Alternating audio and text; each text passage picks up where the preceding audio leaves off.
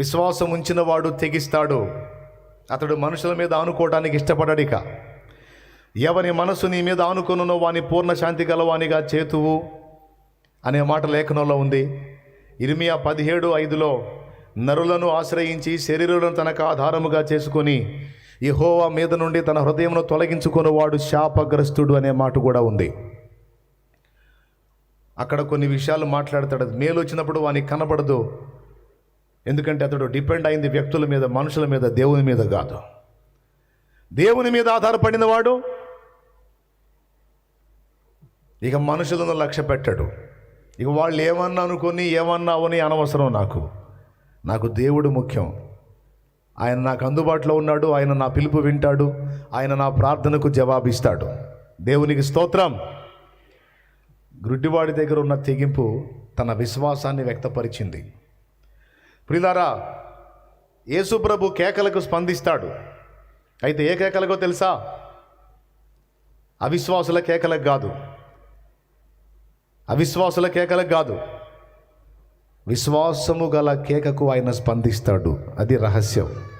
దేవునికి స్తోత్రం కలుగును గాక. చెప్పు, గట్టిగా స్తోత్రం చెప్పు.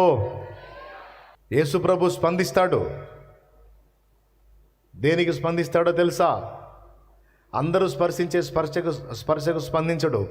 విశ్వాసము గల స్పర్శకు ఆయన స్పందిస్తాడు. దేవునికి స్తోత్రం. హల్లెలూయా. యేసు ప్రభు కార్యం చేస్తాడు. అందరి కార్యాలకు సహాయం చేయడు. విశ్వాసముతో జరిగించే కార్యానికి తప్పకుండా సహాయం చేస్తాడు. హల్లెలూయా. ఈ 3 సంగతులు మీరు ఎరుగుదురు లేఖనంలోనే. యేసు ప్రభుని ఇతడు పిలిచాడు. చాలామంది మనుషుల శబ్దాలు వినబడుతున్నాయి. ఒక చిన్న ఉదాహరణ మీరు ఆలోచించుకోండి. 10 మంది నీ చుట్టూ చేరి మాట్లాడుతున్నప్పుడు అవతల వాడి కేక నీకు వినబడిద్దా? కానీ యేసు వెంట ఒక పెద్ద జన సమూహమే వెళ్తుంది. ఆయన వెంట రణగొణ ధ్వనులు చాలా వినబడుతున్నాయే. ఇన్ని శబ్దాలలో గుడ్డివాని కేక ఎలా వినబడింది ఆయనకి? ఒక్కసారి ఆలోచించండి. చాలామంది మనుషుల శబ్దాలు వినబడుతున్నాయి. ఆయన మాట్లాడుతున్నాడు, వాళ్ళ సౌండ్లు కూడా వినపడుతున్నాయి, వెళ్ళిపోతున్నాడు. కానీ ఇక్కడ అంధుడు వేసినటువంటి కేకలో విశ్వాసము నిండి నివిడీకృతమై ఉంది. ఆ విశ్వాసపు కేక ఆయన ఆపేసింది. విశ్వాసముతో స్పర్శించు దేవుణ్ణి, విశ్వాసముతో కేకవై దేవుని. ఒట్టొట్టి కేకలు కాదు, తెగించిన కేకలో, విశ్వాసాన్ని వ్యక్తపరిచిన కేకలో. అప్పుడు చూస్తావు దేవుని కార్యాన్ని. దేవునికి మహిమ. ఎంత స్పీడ్గా వెళ్ళేవాడు కూడా టక్కున ఆగిపోతాడు. ఎందుకంటే మన విశ్వాసము ఆయనను ఆకర్షిస్తుంది. ఆయన యందు మనం ఉంచిన విశ్వాసం మనల్ని ఆయన ఇష్టపడేటట్టు చేస్తుందని హెబ్రీ పత్రిక 11:6 సాక్ష్యం ఇస్తుంది. విశ్వాసము కలిగిన వాడు దేవునికి ఇష్టడట. విశ్వాసము లేకుండా దేవునికి ఇష్టడై ఉండట అసాధ్యం అని రాయబడి ఉంది అక్కడ. విశ్వాసంతో ఒక ఆమె స్పర్శించింది. 12 సంవత్సరాలు క్యాన్సర్ జబ్బు. చాలా వైద్యాలు అయిపోయినాయి. డబ్బులన్నీ వైపు కాగొట్టేసుకుంది. అంతరాలు, తంత్రాలు, మంత్రాలు, పసరు వైద్యాలు, నాటు వైద్యాలు, అన్ని వైద్యాలు అయిపోయినాయి.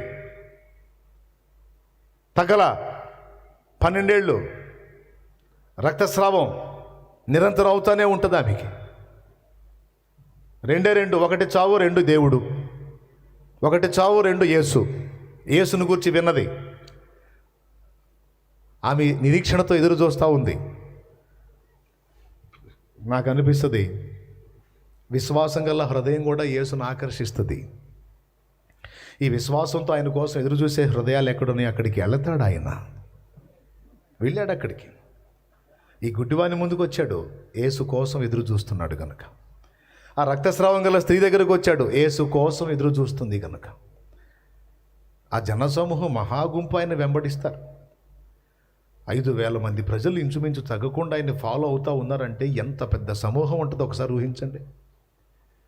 ఈ జనాన్ని చూసి ప్రభువుని చూసింది. ఒక నిర్ణయం చేసుకుంది. అబ్బో, ఎంతో నేను మాట్లాడటం కష్టం. ఒకటే నాకు మార్గం, సైలెంట్గా వెళ్ళి ఎట్లనన్నా కానీ తెగించి ఇక ఏమన్నా అనుకొని నేను వెళ్ళి ఆయన వస్త్రపు చెంగును మాత్రం ముడతాను, నేను బాగుపడతానని యేసు ప్రభు వాళ్ళంత దూరంలో ఉండి వస్తా ఉండగానే సడన్గా గుంపులోకి ప్రవేశించింది.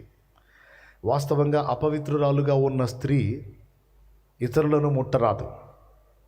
ముడితే వాళ్ళకి అపవిత్రత, అంటే వాళ్ళు కూడా పక్కన ఉండాల్సి ఉంటుంది. ఈ సంగతి తెలిసిందంటే ఆమెను కొడతారు. ఆమె ఆ కండిషన్లో ఉండి వాళ్ళని ముట్టిందంటే అసలుకే మహానిష్ట కలిగిన భక్తులు ఉంటారు అక్కడ. యేసు ప్రభుని వెంబడించే వాళ్ళలో మహానిష్ట కలిగిన వాళ్ళు ఉంటారు. ఏమి నిష్ట? ఈ పై నిష్టలు కలిగిన వాళ్ళు. వెతుకుదామని వెంటాడుతూ ఉంటారు, ఎక్కడ దొరుకుతాడు ఈ బోధకుడని. మహాభక్తి పరులు, మహానిష్టాగరిష్ఠులు అన్నమాట. రంధ్రాన్వేషణ జరిగిస్తూ ఉంటారు పాపం అన్వేషకులు. వాళ్ళకి తెలిసిందంటే ఇంకేం లేదు, ఆమెకి ఇక మళ్ళీ లైఫ్ కూడా ఉండదు, అటు కొడతారు. అయినా తెగించింది. తెలిసింది, సత్య బతికితే బయట కూడా పోతా, అదేదో ఆయన్ని ముట్టే పోతా అని. నేను ఆయన్ని కానీ ముట్టానంటే, ఆయన వస్త్రపు చెంగు ముట్టినా చాలు నేను బాగుపడతాననే విశ్వాసం. ఆ విశ్వాసంతో అలా జనాల్లోకి వెళ్ళి చకచక నడుచుకుంటూ వెళ్ళి యేసు వస్త్రపు చెంగు అలా తాకింది. 12 సంవత్సరాల నుంచి బాధపడుతున్న ఆ జబ్బు ఒక్క దెబ్బతో బ్రేక్, తక్షణమే స్వస్థత. స్వస్థపరచినట్లు శక్తి ఆయనకున్నది. ప్రభావం ఆయనలో నుండి బయలు వెళ్ళి అనేకుల్ని బాగు చేసింది. ఎప్పుడైతే ఆమె ముట్టిందో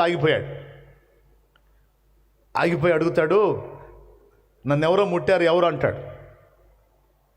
అక్కడ ఉన్నోళ్ళు శిష్యులు అంటారు, జనులు కిక్కిరిసి నీ మీద పడుచుండగా ఇటుపక్క మేము, వెనక జనం, ముందు జనం, ఇంతమంది మమ్మల్ని చుట్టుముట్టి ఇంతమంది మీద పడుతున్నారు, మా మీద వాళ్ళు పడుతున్నారు, మేమందరం వచ్చి నీ మీద పడుతున్నాం ప్రభువా.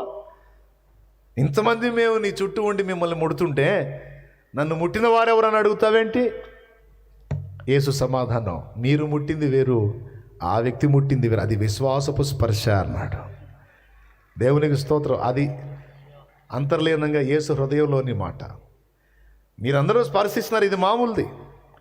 కానీ ఆ వ్యక్తి ముట్టినటువంటి ఆ స్పర్శ ఏదైతే ఉందో అది విశ్వాసంతో నన్ను తాకినటువంటి ఆ అనుభూతి నాకు కలిగింది. ఎవరా వ్యక్తి అంటాడు. వెంటనే ముందుకు వచ్చి దిగడగలాడుతా, నేనే ప్రభువా. అమ్మా, నీ విశ్వాసమే నిన్ను స్వస్థపరిచింది, సమాధానం గల దాని వైపు అంటాడు. దేవునికి స్తోత్రం కలుగునుగాక. ఇక్కడ గుడ్డివాణ్ణి విశ్వాసం మెచ్చుకున్నాడు, అక్కడ రక్తస్రావం గల స్త్రీని కూడా ఆమె విశ్వాసాన్ని ఆయన మెచ్చుకున్నాడు. దేవునికి స్తోత్రం. ఇంకొకటి చెప్పాను, విశ్వాసంతో చేసే ప్రయత్నం. పక్షవాతం జబ్బున్న వ్యక్తిని యేసు ప్రభువున ఇంటికి తీసుకొచ్చి జనాలు ఫుల్గా ఉండి ఈ జబ్బున్న వ్యక్తిని ఆయన ముందుకు తీసుకెళ్ళడానికి ఖాళీ దొరక్క ఆయన మోసుకొచ్చినటువంటి 4 వ్యక్తులు ఆ ఇంటి యజమానుని అడిగి, బాబు వీడు బాగుపడ్డా పడకపోయినా ఆ ప్రభు ముందుకి ఇన్ని పోనిచ్చేటట్లు ఒక అవకాశం అయ్యా, అవసరమైతే మీ ఇల్లు మళ్ళీ మేము బాగు చేస్తాం అంటే ఏం చేస్తారు? మీ ఇల్లు ఊడదీస్తాం. ఎవరైనా ఇష్టపడతారండి ఇల్లు బీకేస్తామంటే? అతను ఎంత గొప్పడో చూడండి. సరే కానండి, ఊడదీసేయమన్నాడు. ఈ బెడ్ మీద వండుకున్నాడు, ప్రశాంతంగా వండుకున్నాడు, మంచిగా చూస్తూ ఉన్నాడు, ఊడదీయండి అని. మనోడు పవళింపు సేవలో ఉన్నాడు. మరి మనోడికి అంత మొయ్యటమే. దేవునికి స్తోత్రం. చక్కగా ఆ పెంకులన్నీ ఆ పైన ఉన్న కప్పంతా ఊడదీసి ఈ మంచం పట్టే సైజుకి మొత్తం ఓపెన్ చేసి ఆ 4 త్రాళ్ళతో పైకి తీసుకొని యేసు ప్రభు మధ్య ఆయన ఎదురుగా అలా దించితే అక్కడ రాసుంది, ఆయన వారి విశ్వాసము చూచి అని. చప్పట్లు కూడా దేవుని మహింపరుద్దామా గట్టిగా. ఆయన వారి విశ్వాసం చూసి వాడిని బాగు చేస్తాడు, ఆ పేషెంట్ని. ఇక్కడ పేషెంట్కి విశ్వాసం ఉందా లేదా అన్నది కాదు, పేషెంట్ పని ఒక్కటే, కదలకుండా వండుకోవటం. దేవునికి స్తోత్రం. వానికి కూడా విశ్వాసం ఉందని నేను అంటాను. ఎందుకో తెలుసా? ఎట్లనన్నా కానీ నేను ఆయన ముందుకు పోయి పడ్డానంటే ఆయన నన్ను బాగు చేస్తాడని నమ్మకపోతే వాళ్ళు పెంకులు ఓడదీసి ఇతన్ని దించడానికి ఇష్టపడ్డారు అనుకో, ఈ పడుకునోడు ఇష్టపడద్దు. ఈ పైకి లాక్కునే ప్రక్రియలో ఏమాత్రం జారాడు అనుకో, దేవునికి స్తోత్రం, హల్లెలూయా, కాలు చేయి బాగుపట్టేవో కానీ ఉన్నాయి కూడా, ఏమైందో తెలీదు. పాపం గుండెల్లో దడ కొట్టుకొని ఉంటుంది. ఎందుకంటే అట్లా తాళ్ళుతో లాగుతూ ఉంటే మరికి ఏం భయం కాదు. విన్యాసం అంతా వాళ్ళది కాదు, మనోడిది, పడకలో ఉన్నోడిది విన్యాసం. బొమ్మలా కదలకుండా కూర్చో, మన బావిలో బకెట్ చేసినట్టు చేదారు పైకి, చిన్నగా దించారు. జాగ్రత్త దించండిరా, వదిలేరురా ఆయన నన్ను. మొత్తానికి దిగాడు వాళ్ళ మధ్యలో, ప్రభు మధ్యలో దిగాడు. ఆయన వారి విశ్వాసం చూచి, విశ్వాసంతో చేసేటువంటి ప్రయత్నాన్ని కూడా తప్పకుండా ఆయన సఫలపరుస్తాడు. నువ్వు కేక వేసినా, నువ్వు స్పర్శించినా, నువ్వు ఒక ప్రయత్నం చేసినా దానిలో విశ్వాసపు పరిధి ఎంత, విశ్వాసపు స్థాయి ఎంత అనేది తప్పకుండా ఆయన పరీక్షించుకుంటాడు. ఎందుకు మన విశ్వాసాన్ని ఇంతగా పట్టించుకుంటాడు అంటే, దేవుని శక్తిని మనం స్వతంత్రించుకోవడానికి మనకున్న పాత్ర విశ్వాసమే. విశ్వాసమే. నా దగ్గర ఈ నీళ్ళు ఉన్నాయండి, మీకు దాహం అవుతుంది, అయ్యా దప్పిక అవుతుందంటే నేను పోస్తాను తీసుకొని అంటాను నేను. అప్పుడు నువ్వు ఏదో పాత్ర పట్టాలిగా, ఏ పాత్ర లేకపోతే కనీసం దోశలన్నా పట్టాలి కదా. అట్లాగా విశ్వాసం అనేది దేవుని దగ్గర నుండి మనం పొందుకోవటానికి ఒక పాత్ర. అందుకే ఆయన మెయిన్గా దాన్ని చూస్తాడు. కాబట్టి ఇక్కడ వీని విశ్వాసపు కేక యేసుప్రభుని నిలపటం మనం చూస్తున్నాం. ఆ మాట యేసుప్రభు ఎత్తి వారిని ప్రశంసించినట్టు కూడా మనం గుర్తిస్తాం. దేవునికి స్తోత్రం కలుగును గాక. కాబట్టి మొట్టమొదటిది, అవకాశాన్ని అందుబాటులో ఉన్నప్పుడు అందిపుచ్చుకున్నాడు, వాయిదాలు వేసుకొని నష్టంలోకి వెళ్ళాల. నంబర్ 1. నంబర్ 2, అవరోధాలు అడ్డొచ్చినాయి అని ఆగిపోలా. కొంతమంది చాలా తీవ్రమైనటువంటి కృషి చేస్తారు, ఏ అవరోధాలు రానంత వరకు మహా తెగింపుతో ముందుకెళ్తారు. ఏదన్నా గట్టి ఘట్టం అడ్డు తగిలింది అనుకో, ఇకంతే అక్కడ కూర్చుంటారు. కొంతమంది భక్తి ఇట్ట తగలబడిద్ది. సరైన ఘట్టం ఏదైనా అడ్డు తగిలింది అనుకో, ఇకంతే, ఇక మళ్ళా కనపడరు. నేను చెప్తున్నాను, యేసుని సమీపించే నీకు ఖచ్చితంగా అవరోధాలు ఎదురొస్తాయి. నీ రక్షణ పొందడానికే కాదు, నువ్వు చేసే సేవా జీవితానికి కూడా అవరోధాలు ఖచ్చితంగా ఎదురవుతాయి. అవరోధాలు, అడ్డుబండలు రానంత వరకు, అన్ని సజావుగా సాగుతున్నంత వరకు ఎగురుకుంటా చేసి గట్టి ఘట్టం ఏదైనా అడ్డు తగలగానే బోర్ల పడి, కూలబడి, కుమిలిపోయి గందరగోళమై ఏడవటం కాదు. అవరోధం అడ్డగించినప్పుడు మరి ఎక్కువగా కేకలు వేయటం అనేది విశ్వాసం. మరి ఎక్కువగా ప్రయత్నం జరగాలి. దేవునికి స్తోత్రం కలుగునుగాక.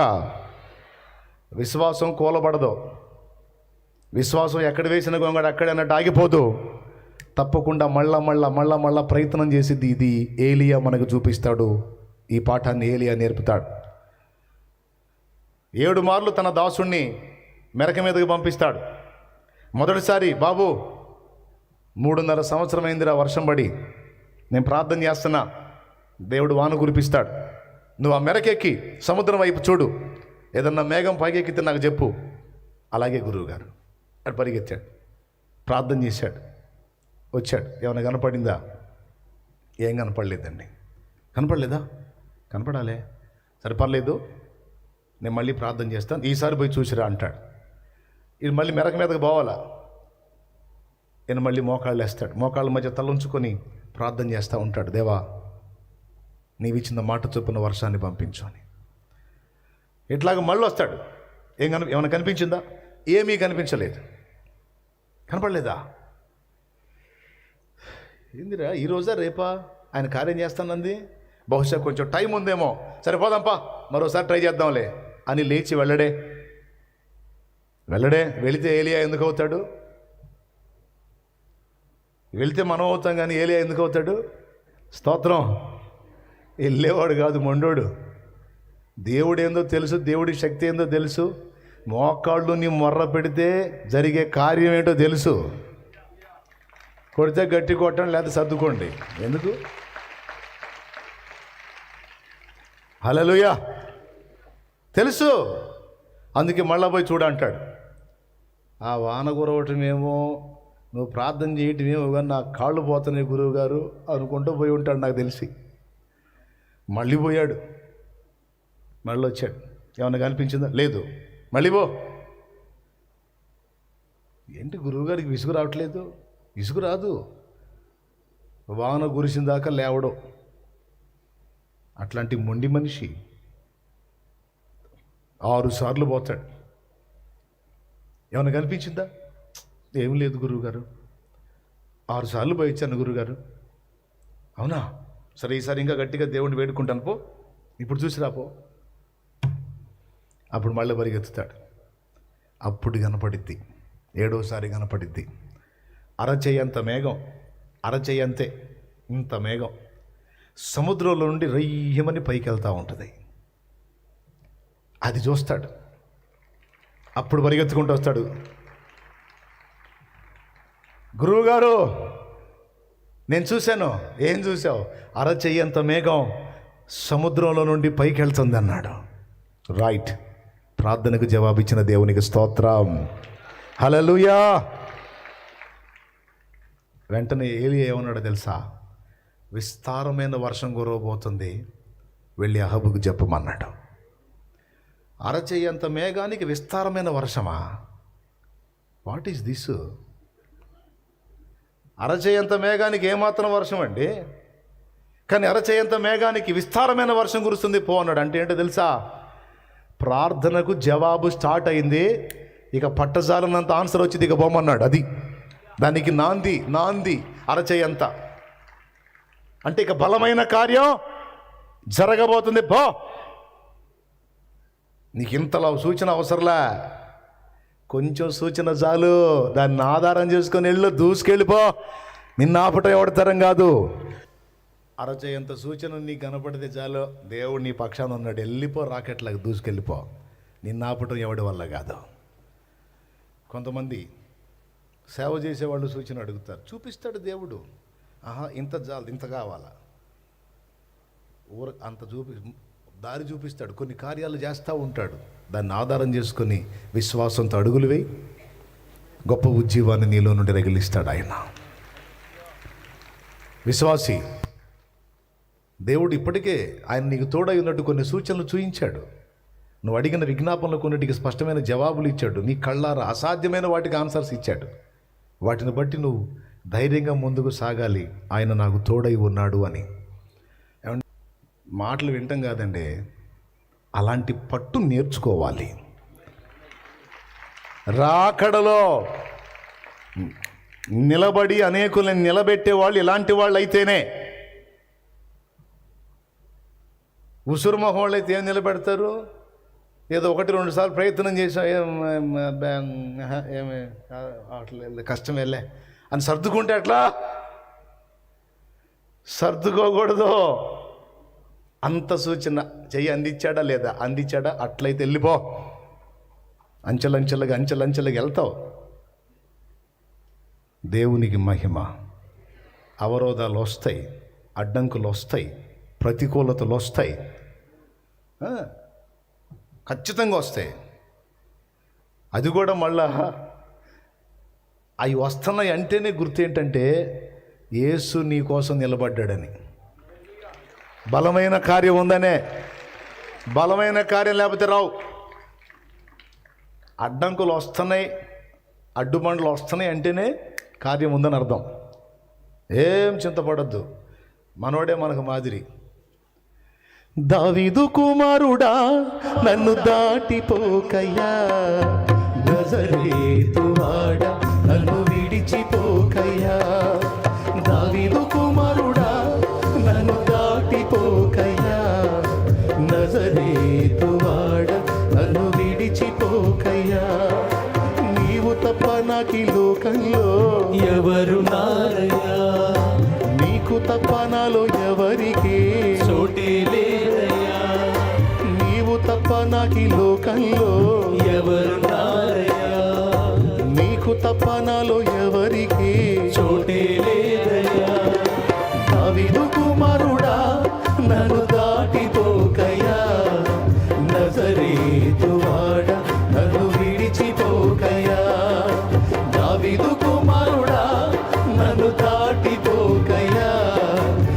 నజరేతువాడ నన్ను విడిచిపోకయా.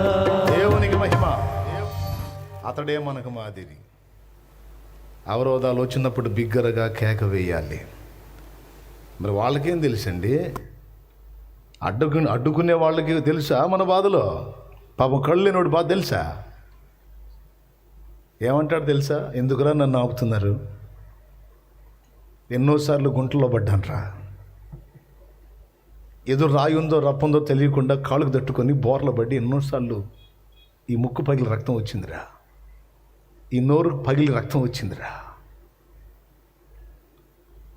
కంచంలో పురుగులు ఉన్నాయో చేమలు ఉన్నాయో దోమలు ఉన్నాయో నాకు తెలియదురా, అన్నంతో పాటు అన్నీ కలుపుకొని తిన్నాను నేను.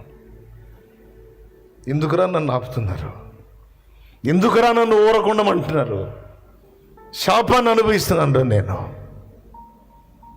నరకయాతన అనుభవిస్తున్నాను రా. కన్న తల్లిని చూడలేదురా, ఆమె ఎట్లా ఉంటుందో. తండ్రిని చూడలేదురా, ఆయన ముఖం ఎలా ఉంటుందో. నా ముఖం కూడా ఎలా ఉంటుందో నాకు తెలియదురా. పగటికి చీకటికి తేడా తెలియదు. పశువులు ఎన్నోసార్లు నన్ను తగిలి పడేసి వెళ్ళినాయి. నాకు ఈ ప్రతికూలత ఎదురైన ప్రతిసారి నేను ఎందుకు జన్మించాను, నాకు ఈ బతుకెందుకు అని ఏడ్చుకున్నాను రా. కనికరం ఉందిరా మీకు? నేను శాపాన్ని అనుభవిస్తుంటే కనికరం ఉందా? శాపం నుండి నన్ను విడిపించేవాడు నాకు అందుబాటులోకి వస్తే పిలవనియరేందిరా, ఆయన సమీపించనియరేందిరా, ఆయన వేడుకోనియరేందిరా నాయన, నన్ను అరవనియండిరా, నన్ను కేక వేయనియండిరా. ఆయన దాటిపోతే నా బతుకు లేదురా, నాకు జీవితం లేదురా. నా కళ్ళ ముందు ఉన్నది అన్నమో పురుగులో తెలియదురా. తిన్నాను, ఏం తిన్నానో కూడా తెలియదు. నా జీవితం ఒక దుర్భరం. అడ్డగిస్తారు, మీకేం తెలుసురా నా బాధ. హల్లెలూయా. ఈ గుండె ఘోష యేసు విన్నాడు, ఆగాడు. నీ అవరోధాలని ఆయన చూస్తూనే ఉన్నాడు. కేకలు వేసే గుడ్డివాడిని చూస్తున్నాడు, కేకలు ఆపటానికి ప్రయత్నించే అవరోధాలని రెండింటినీ యేసు చూస్తున్నాడు. అడ్డగించిన అవరోధాలను బట్టి ఆగిపోతాడా? కేక ఆగిపోతుందా? కేక ముందుకు సాగుతుందని గమనిస్తే ఆ కేక ఎక్కువైపోయింది, అడుగు ఆగిపోయింది యేసుది.